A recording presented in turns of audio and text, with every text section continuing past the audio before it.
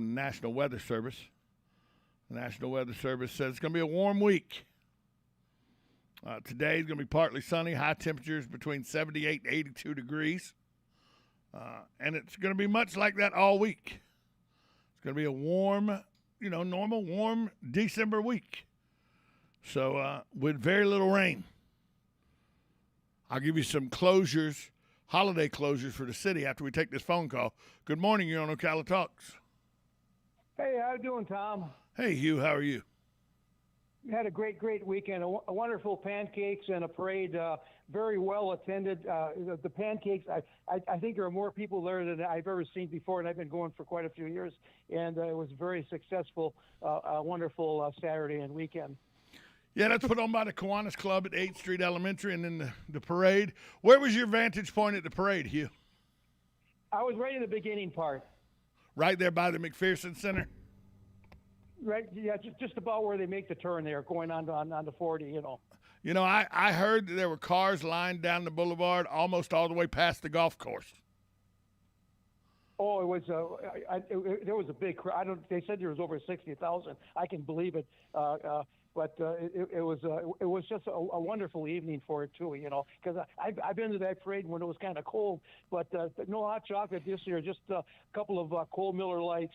Yeah, and I heard that Santa brought the parade up. It was at the end of the parade, but the Grinch was somewhere in the parade as well. Yeah, the floats are wonderful. It was just it seems that parade is getting better every year, Well, the Friends of the Christmas Parade Committee do a great job, headed up by Sue Mosley, with the volunteer work that they do, plus the work of the Ocala Police Department, the Marion County Sheriff's Office, the fire department, and everything. It's really, really a good event put on by a community-wide effort headed up by the Friends of the Christmas Parade. Yeah. Do you know how many years that parade has been going on? Sue said the 65th annual, I think is what she said on the radio last week. I believe that's what she said. It was the 65th well, that goes annual. way back then. Yeah. Wow. Yeah. So I just want to say real quick, this time of year you see more homeless people, an increase in homeless people panhandling, looking for a buck. And I had a quick conversation with one the other day, and the guy come down from Minnesota, thumbed his way all the way down, and because of the weather, and he's got a tent, and he lives in his tent, and I suppose around April or so he'll head back up north. Yeah, and those kind of people, fine, and he probably does little day labor jobs or whatever to make ends meet. I'm not saying it's a bad deal. I'm just saying that the violence, the drug use and stuff like that around places like the Riley Arts Center, the skate park and all need to be addressed. That's all I'm saying. Yeah, that's such a wonderful area. I mean, it's I drove by there the other day on a Sunday morning, and the fountains are running, in that little lake there, and it's beautiful, and they got that new addition. I don't know what is exactly what it's for, but that looks like it's getting pretty close to completion. So it's just a prime area for our city. It really is, and the Max is right across the street. The art incubator is right across the street and right across the pond. So it's really a great area, and right. It needs to be maintained a little better, in my opinion. That's all I'm saying. Yeah. As far as what we can do about the homeless and all that kind of stuff, I don't know what the answer would be to that. It's just, it's because of the climate. They come from the north down here, so they can survive. And then when the weather gets better up north, away they go back up there. So I don't know what you can really do for them. I don't know, but it's a question that needs to be addressed. Thanks for the call, Hugh. Okay, take care, buddy. It's one of those situations where it needs to be addressed, and hopefully the powers that be will address it. Hey, there's some closures of the city. I want to give you the holiday closures of the city. Thursday, December 23rd, Friday, December 24th, and Friday, December 31st. That's the day before Christmas Eve, and New Year's Eve. The city will be closed. The City of Ocala business office will be closed. There will not be a change to the residential or commercial sanitation schedules. The SunTran will have reduced hours of operation on Christmas Eve and New Year's Eve. They go from 5 a.m. to 8 p.m. And in observance of Christmas and New Year's, SunTran will be closed for operations on Christmas Day and New Year's Day. Let's give you some birthdays today. Dick Van Dyke, 96 years young.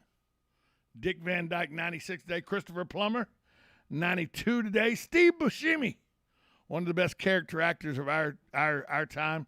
He is 64 today. And comedian Jamie Foxx, 54 today. And Taylor Swift, country music and pop star Taylor Swift, 32 today. Those are some of the birthdays today.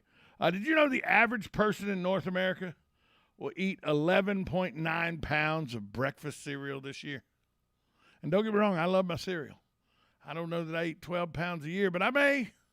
The average person in North America will eat 11.9 pounds of breakfast cereal this year. I wonder if oatmeal and cream of wheat is included in that, or if it's just dry breakfast cereal that you put milk with. Doesn't say in this study, but it says that 11.9 pounds of breakfast cereal will be consumed by the average person in the United States or North America this year.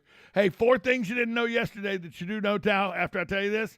Astronauts on the space station have little to no sense of thirst.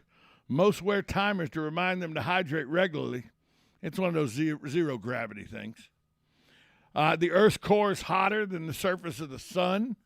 I did not know that till right now. The bite pressure from a great white shark can be as high as 2,500 pounds per square inch. And finally, the Eiffel Tower is taller in the summer months than it is in the winter months. It grows by half a foot, 6 inches or 15 centimeters, almost 6 inches, 5 inches and a little more, in between 5 and 6 inches.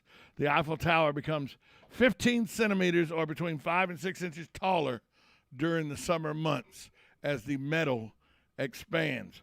I'd like to thank everybody who listens to the show. Thanks to my caller Hugh today, to our guest today talking about clinical depression, and to you, the listener, for being out there listening to the show. Without you, this show would not be possible. I am Tom Schmitz. I'll be back tomorrow morning, same source time, same source channel. You're listening to Ocala Talks on 1370 AM, 96.3 FM. This is WOCA, The Source.